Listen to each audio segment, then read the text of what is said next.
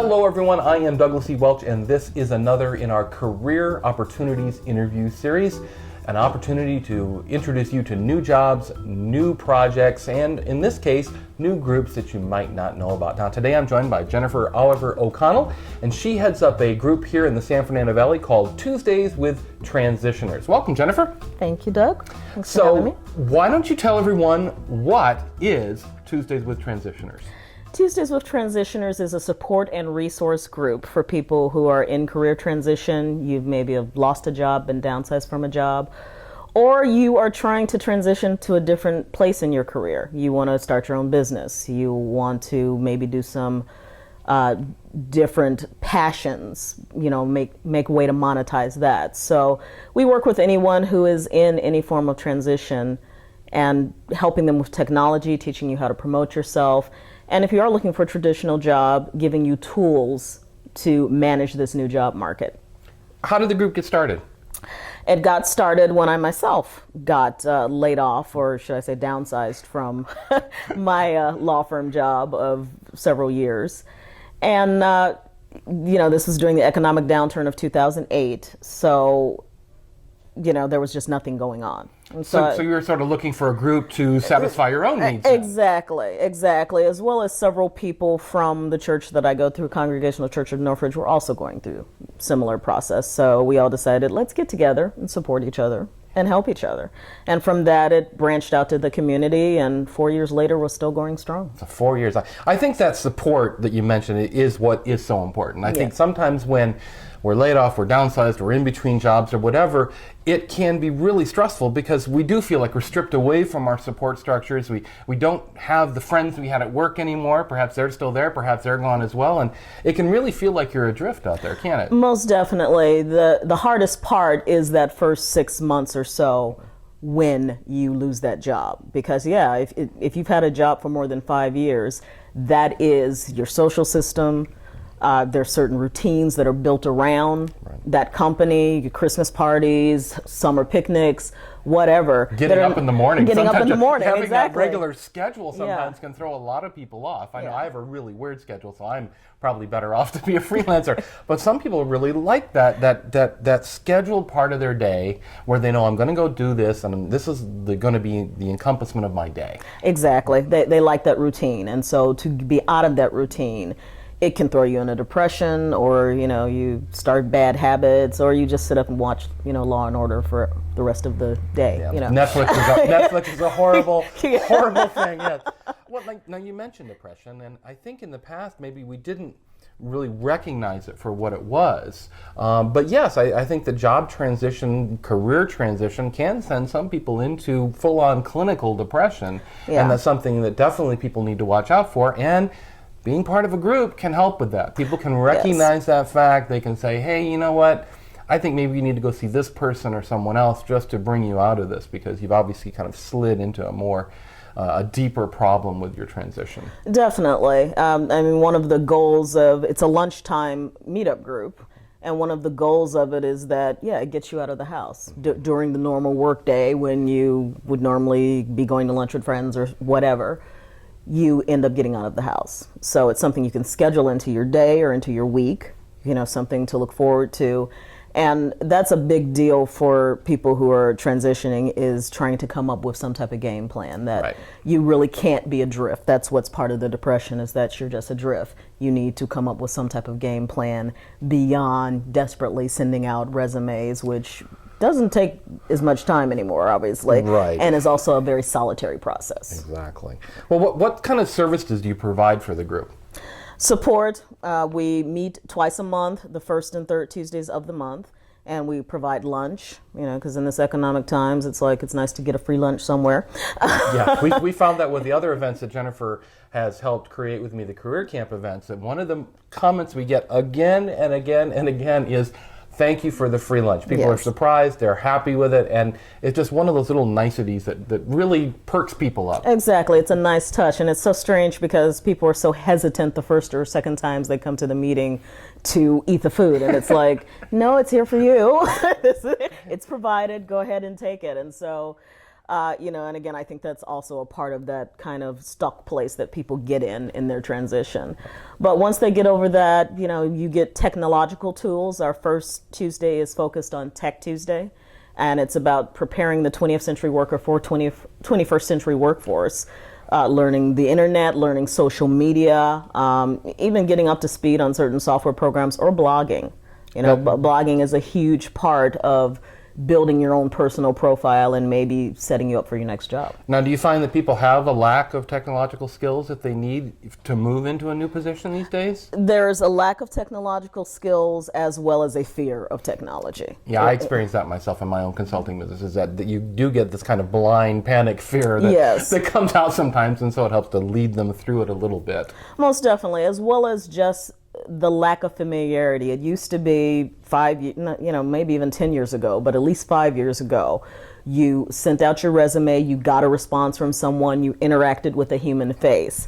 That's no longer the case. Now it's the gatekeepers are the job boards. Yeah. You fill out their profile, it goes out into the ether, and you just don't know what. It gets slurped into some computerized database system, and a human might see it at some point, but only if it spits it out the other end, basically. Most definitely. So even dealing with that, changing that paradigm, that mindset in their heads that, that's only one aspect of searching for work. Yeah.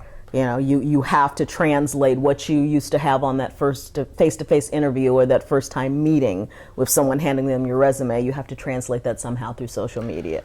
Yeah, it's just what I talk about, of trying to attract work to you rather than having you out and begging for work, as has always been the case for the past 2 centuries, if you want to say that.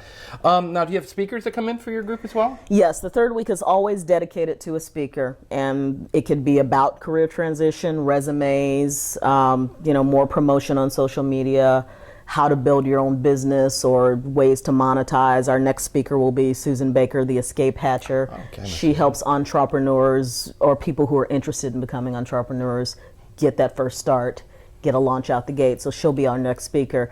But it can also be something like dealing with the psychology of losing a job, grieving your job. We've had psychologists come in and speak about that. Mm-hmm. How to balance your budget, how to handle your finances, what to do with things like your life insurance, your health insurance, things like that. We've had another speaker who comes in with a transitioner's checklist. He's an expert in insurance. And what do you do now that you don't have, these preset things and someone's not slurping something out of a paycheck to go to these things? How do you maintain these things? Can I maintain these things? So those questions get answered as well. Sounds great. So let me ask you, kind of leaping into the whole concept of transition, what is it about transition that makes it so difficult for people? Well, change. Particularly the older that you get, the harder change is. It's just kind of the nature of the beast. Mm-hmm. We're creatures who like routine. We like our settled paths. And so this drastic change, and really, if you work a full-time week, which is 40 hours, and for some professions sometimes more, it's a huge chunk that's slurped out of your life. It's like now you don't have that space and time, or you have a ton of space and time, and you don't know what to do with it any longer. There's also the issue of you have to relate in a different way now to yourself, particularly if your identity is very much wrapped up in your job. And some people, that is the case. Even people who may have hated their jobs and think, oh my God, I'm so glad to be out of it.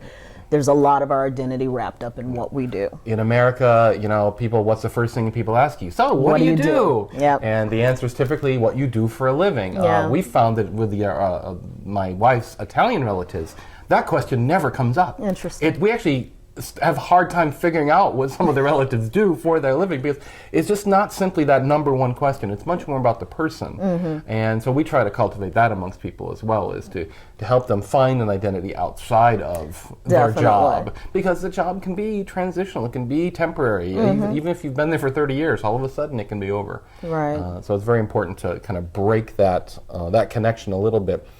Are there any big misconceptions about transition?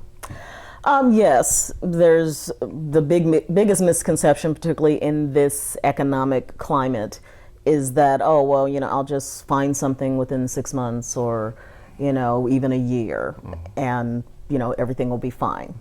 There's no planning for what if I don't find work for 2 to 5 years? Or what if I only find temporary work? And some people are even resistant to contract and temporary work because they think, no, that will make me look bad, and I need to continue to, plow away looking for work, even though technically that huge gap in employment doesn't necessarily look great either without any other activity to show for it. Right. What's the best advice you can offer someone if they're hit with a transitionary period like this? The first piece of advice is get some sleep. So what you're saying is catch up on all the sleep you lost while you were in your job. Okay. Exactly, yeah. Do some catch up with sleep. Take some time to start reassessing, make a list. Starting with that game plan is really just making a list of priorities. And that could be priorities about, well, what am I going to do about mortgage? What am I going to do about house? Do I cash in my 401k or borrow from it? All these little decisions that go along with life maintenance. But again, what I find is that people fall out of one situation and don't take time to assess that situation and discover, do I even want to go back to that former profession? I had to find out that there's no way I wanted to be in law ever again. Well, and that's something I talk about with, in my career opportunities columns, is that act of discovering what you really want to do. Yeah. Yes, you may have a hard time doing that exact thing, but there are ways of taking your desires and what I call your wants, your needs, and your desires, and combining them together into something that maybe doesn't resemble a traditional job. Exactly, and that your traditional job may not ever come up again. There are certain industries that are dying, or the way they do the jobs are dying. Whole industries are disappearing. I mean, that's something I think a lot of us are struck with. Whole industries are just disappearing. That job simply doesn't exist anymore. It's a buggy whip of our day. Yeah. Especially in situations like journalism and other things where it's going through its own massive upheaval and transition. And so people are going to have to find new ways into that world. Right. And the big key I'm finding is the technological key. The people who are up to speed on technology recognize the benefit of using it to their advantage in any career transition are the ones that feel less like a fish out of water. They've already they know how to adapt to that kind of constant change cycle that happens in technology. Most definitely. And so they can apply that to other parts of their life. Yes. I know personally as a computer consultant myself and an IT person formerly, that's helped a lot. It really has been important to just take that change, and even at my age of almost 50, months away, I force myself to investigate new things and to research new things as they come out, so that I don't fall into that trap of hey, you kids, get off my lawn. Right. Which any of us can fall into at any age, by the way, just so you know. It's not just old people that fall into that, for sure. Yeah, adaptability is key. Yeah. To any transition, but particularly the job transition. And being open to new ideas. Some people, I ask them what their passions are, what they're interested in doing, and what gives you joy. And then I rattle off concepts on some of their passions, and they're just kind of like, well, I can make money off of that. I've never thought about doing that, or I could never do that. I saw someone, the other day, they love horses. They love working with horses. It's like, well, I'm not rich enough to own a horse and to have my own stables, and what can I do? And they started looking into it and realized, well, wait a minute, I also like working with kids, and there's this whole concept of horse therapy these days, and all of a sudden it spun off to this whole career that they'd never really thought about, because they didn't think about how they could assemble the parts that they liked into something that would we would call a job. Exactly, exactly. One of our members, actually, she used to be in nonprofit, used to be a manager, and again, hated her job and was so ready to be out of it once she got out of it. And she loves animals. She just adores animals, has a passion for them, volunteered all the time. And I said to her, well, what's something in regard to animals that you can do to earn money? Maybe you can work at a vet's office, or maybe you can build your own animal shelter or animal rescue or things of that. And she came up with the concept of basically fundraising for animal rescues. Cool. And she coordinated with the food trucks that we see all over Los Angeles, and now she has something on Friday called No-Ho Dine Out Nights. Oh. And so it's food trucks as well as some bands and things like that, and the proceeds from it go toward animal rescue. Oh, that's cool. That was a great segue, because that was the next question I was going to ask you. Do you have any other success stories like that you can point to? Yes. One of our members who was a food service, not a vendor, but he was high up in management, basically coordinating for Pacific Theaters for a while. And he ended up being downsized from that, came to the group for a while. Didn't really get the point of social media, Twitter, all that other stuff. He was just like, why would anybody care about me coming to lunch or going to lunch, or what I'm having for lunch?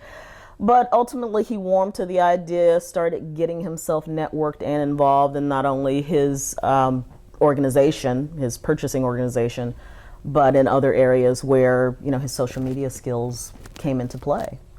And so that visibility helped him to find a transitional job. It wasn't in entertainment at that time, it was at a hotel, so it was different.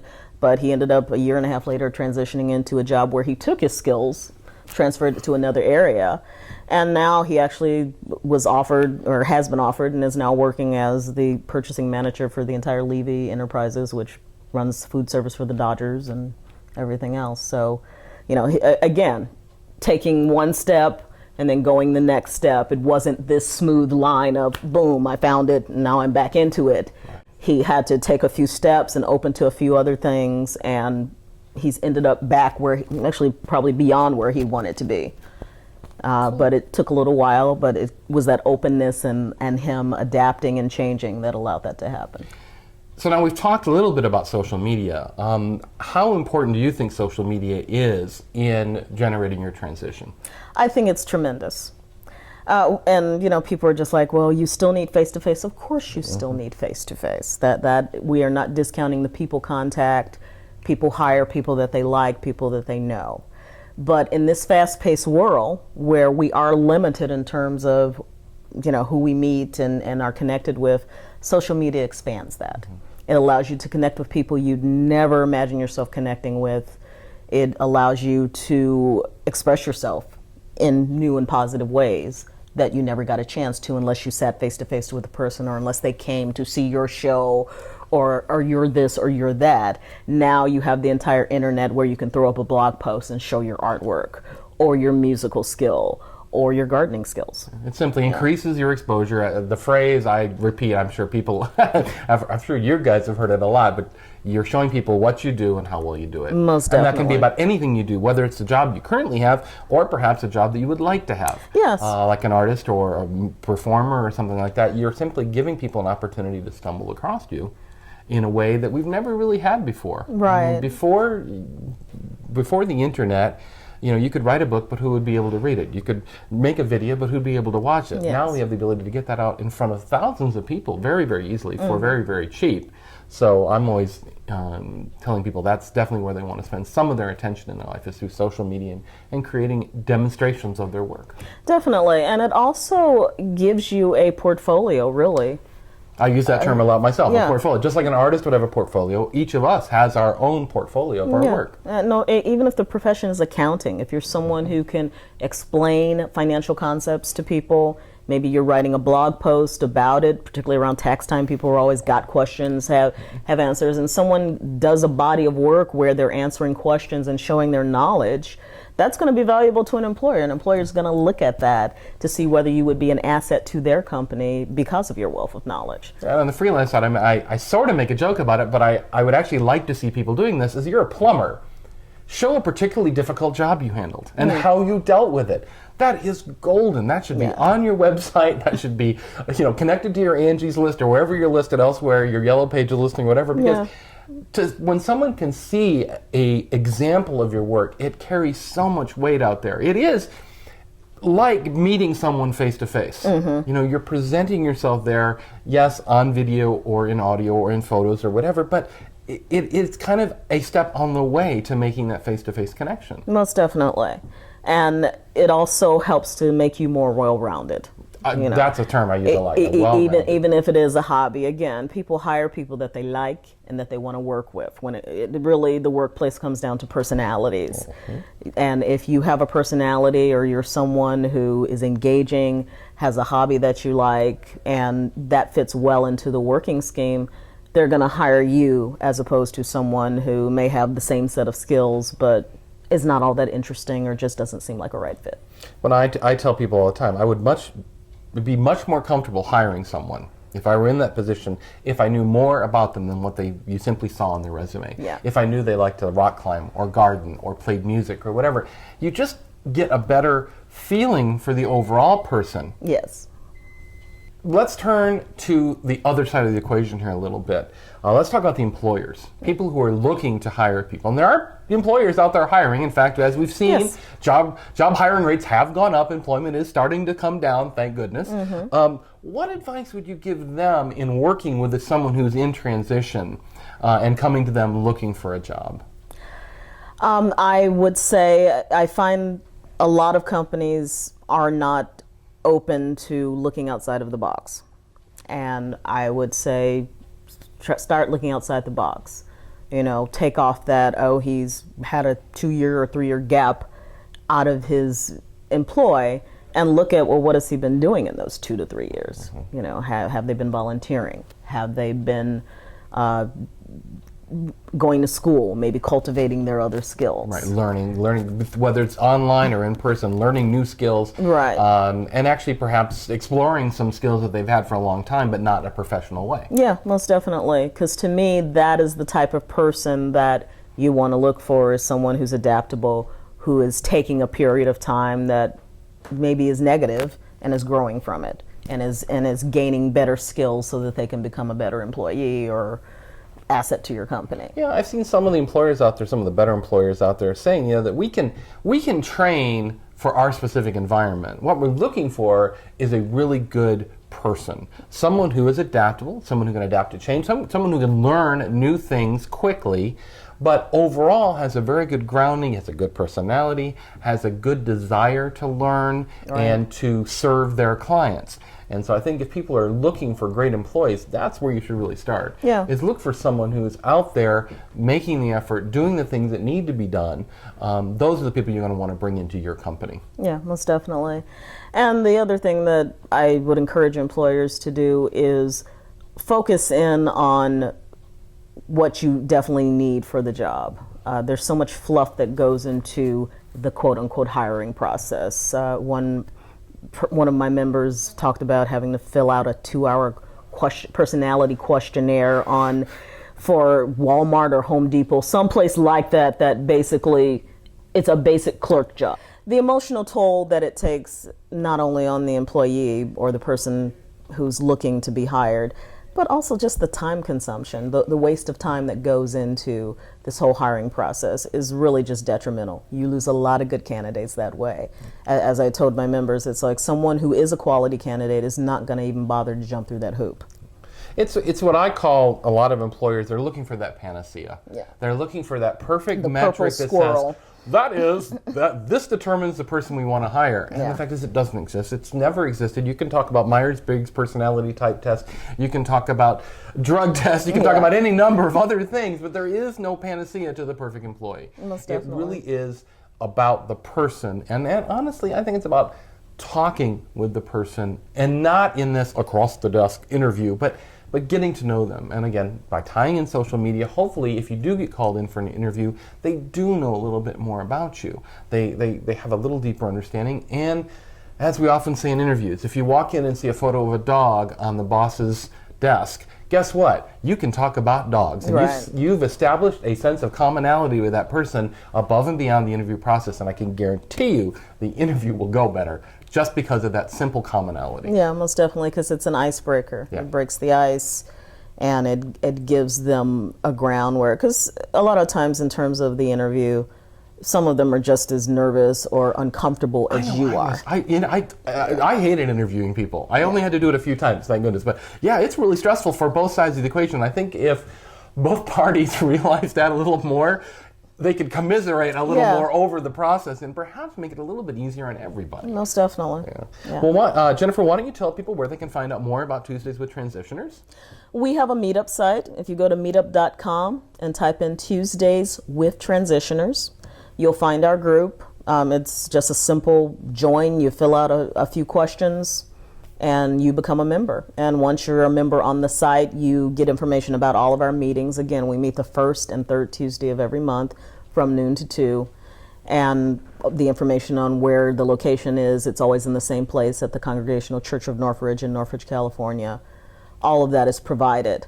Also, if you sign up on our website and become a part of our group, you get job listings. I get regular job listings from a number of resources, a number of people, and so I blast those out to our membership that's on the site. Yeah, let me tell you too, if you're not here in the Los Angeles area, don't fret. Tuesdays with Transitioners is still a great resource for you online. You can find the job listings there. You can find a variety of other information. I know that when I speak to Tuesdays with Transitioners, Jennifer's been kind enough to invite me out about once a year. I do record my talks and I put those online. You can actually find them on the YouTube channel and also on the website. So don't be afraid of that. Join up. There's a lot of great resources there, and I actually share the Tuesdays with Transitioners job listings on Career Opportunities. You'll see them as part of the blog there as well. So I want to thank you so much, Jennifer, for coming over and sitting down with us today. Hopefully this has been enlightening to all of you. I know that when I discovered Tuesdays with Transitioners, I was so happy because I saw a deep need for a group helping people through these transitions that were happening more and more frequently when the group came about. So I was really thrilled to see it, and I think you've done a lot of great work. And I will say, you actually transitioned yourself into a new position, and what do you do now? I am a writer, I'm a reinvention coach, and I am a yoga instructor. So I write for Washington Times Communities on Politics, and that recently morphed into a panel on CNN, so got a few media opportunities out of it too.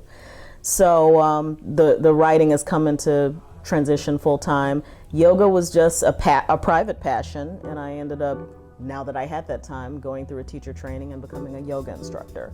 So that works in with helping people with career reinvention, encouraging people to open themselves up.